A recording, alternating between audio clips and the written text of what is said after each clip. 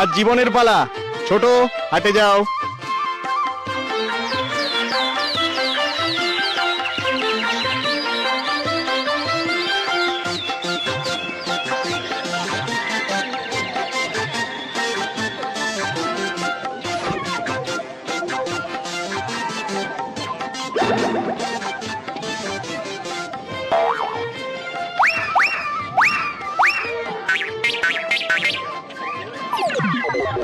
তুমি প্রতিদিন মাছ পাও কি করে বলো তো?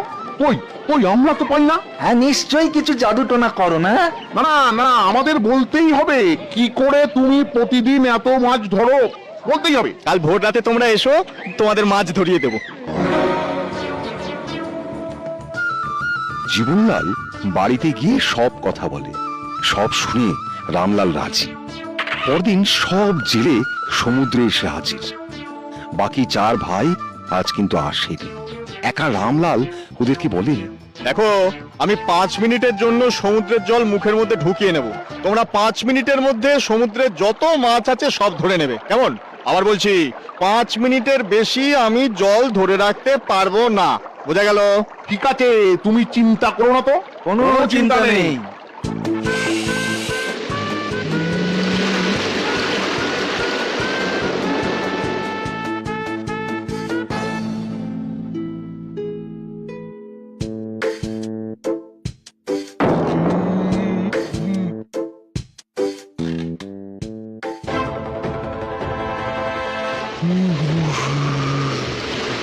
বাঁচাও বাঁচাও বাঁচাও বাঁচাও, ডুবে গেলাম, বাঁচাও ডুবে গেলাম, বাঁচাও বাঁচাও বাঁচাও বাঁচাও। গ্রামে হাহাকার নেমে এলো। জেলেদের পরিবারের সবাই রামলালের নামে রাজার কাছে নালিশ জানালো। সব শুনে রাজা রামলালকে বলল, এদের কথা সব সত্য রামলাল। তুমি মুখের জল ছেড়ে দিয়ে এতগুলো মানুষকে ডুবিয়ে মেরেছো। এই সত্যি মহারাজ, সত্যি। কিন্তু আমি যদি জল না ছাড়তাম তাহলে আমি গলা ফেটে মরে যেতাম। আমি ওদের বারবার বলেছি আমি 5 মিনিটের বেশি জল ধরে রাখতে পারবো না। তোমরা কেউই কথা শোনেনি, তাই বাধ্য হয়েই আমাকে সমুদ্রের জল ছাড়তে হয়েছে। আর তাই এরকম একটা ঘটনা ঘটেছে মহারাজ। এতগুলো মানুষের জীবন হানির জন্য আমি তোমাকেই দায়ী করব। তোমাকে সমুদ্রের জলে ডুবিয়ে মারা হবে। তোমার শেষ ইচ্ছা কি বলো? রাজামশাই, মরতে যখন হবে তখন আমি আর কোনো বিরোধিতায় যাব না। শুধু মরবার আগে একবার আমি মায়ের সাথে দেখা করতে চাই। ঠিক আছে, তাই হবে।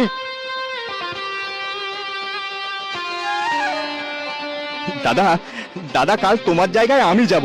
তুমি কোনো চিন্তা করো না। তুমি ঘরে বিশ্রাম নিও। শ্যাম গেল সমুদ্রে ডুবে মরতে। রাজামশাই এলেন, সাথে রাজ্যের প্রজারা এলো শাস্তি দেখবার জন্য। দেখি, তুমি কাল লাল জামা গায়ে দিয়েছিলে না, আজ নীল জামা পরে এসেছো কেন? মায়ের আদেশ মহারাজ। আমি মায়ের প্রতিটা কথা অক্ষরে অক্ষরে মেনে চলি। আমি এবার আপনার আদেশ মানতে যাচ্ছি। মহারাজ, বিদায় বিদায় মহারাজ।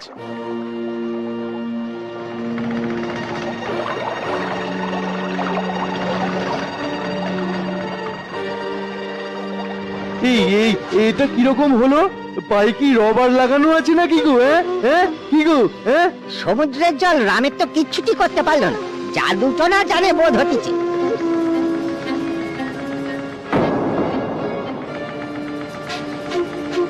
কাল রামের গর্দান নেবে আমার জল্লাদ। বলো বলো বলো বলো, তোমার শেষ ইচ্ছা কি বলো? কাল সারা রাত আমার মা কেঁদেছে মহারাজ। আমি শুধু মাকে একটু দেখে আসি মহারাজ। এ ভিন্ন আমার কোনো চাওয়া নেই। বেশ, তাই হবে। তবে কাল সকালেই তোমার গর্দান নেওয়া হবে। দাদা, তুমি তো জানো আমার ঘাড় খুব শক্ত। আমার গর্দা নিতে গেলে খাড়া ভেঙে যাবে।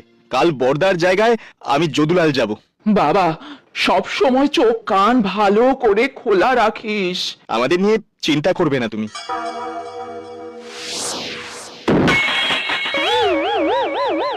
এটা কিরকম হলো? এ কি সর্বনাশ কাণ্ড চলছে গো? বলি, হচ্ছেটা কি? হ্যাঁ, এইরকম তো কোনো কালে দেখিনি। শোনো প্রজাবৃন্দ, কাল রামলালকে আগুনে পুড়িয়ে মারা হবে। মহারাজ, আগুনে আমার নিস্তার নেই আমি জানি।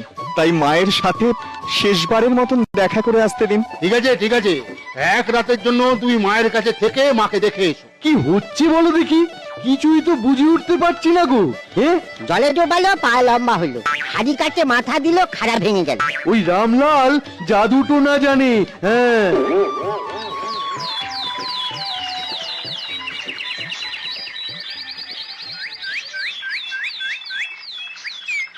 ধা ধিন ধিন তা ধা ধিন ধিন তা ধিনতে রে কেটে তা ভাজা ভাজা খাস্তা। দানই পেয়েছে, সাবধান, দানই পেয়েছে। সাবধান। রাজামশাই, রাজামশাই কি আনন্দ যে হচ্ছে কি বলবো আপনাকে। মানে ধা ধিন ধিন আগুনে আনন্দ। এইবার তোমাকে মাটি চাপা দিয়ে মারবো। হ্যাঁ হ্যাঁ, মাটি চাপা দিয়ে মারবো। এই হবে তোমার শাস্তি। মহারাজ, শেষবারের মতন আর একবার মাকে দেখতে চাই। তেরে কেটে থাক, আপনি অনুমতি দিন। দাদা দিন, অনুমতি দিন না। ঠিক আছে, অনুমতি দিলাম। দাদা বলি শোনো, আমি দম বন্ধ করে থাকবো, তোমরা রাতে মাটি খুঁড়ে আমাকে বের করে নিও। তারপর আমরা এই রাজ্য থেকে অন্য রাজ্যে চলে যাব। সেই ভালো। তবে বাবা জীবন, সাবধানে থাকিস, সাবধানে থাকিস কিন্তু। ওমা, তুমি চিন্তা করো না। হতম কুতুম ছুতুম ছা, ভূতেরি বাবা বেরিয়ে যা। হতম কুতুম ছুতুম ছা, ভূতেরি বাবা বেরিয়ে যা, বেরিয়ে যা, বেরিয়ে যা। ভূত তাড়ানো শেষ।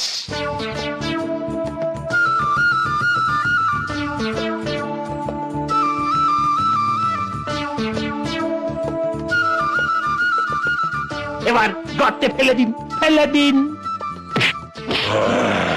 অবশেষে পাপের শাস্তি হয়েছে। এই চলো সবাই।